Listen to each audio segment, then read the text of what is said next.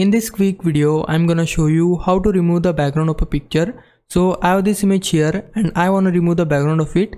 The process is similar for your mobile device and on your computer. So firstly, we need to open any browser on your computer or mobile and then search on your browser Adobe background remover like this. Then open the first website, which is from Adobe. Then click on sign in from the top right corner and sign in here with your Google account. So I'm just gonna go with Google, or you can go with Facebook or Apple account.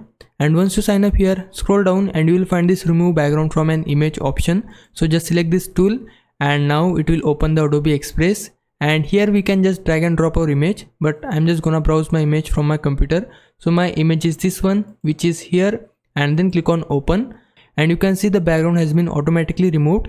And to download this image, we can click on download from the bottom like so, and then the image will be downloaded on your computer. And you can see the size is also good, and you can see the hairs and everything has been removed perfectly. So this is the process. Now if I was a big help, can you like this video and subscribe my channel.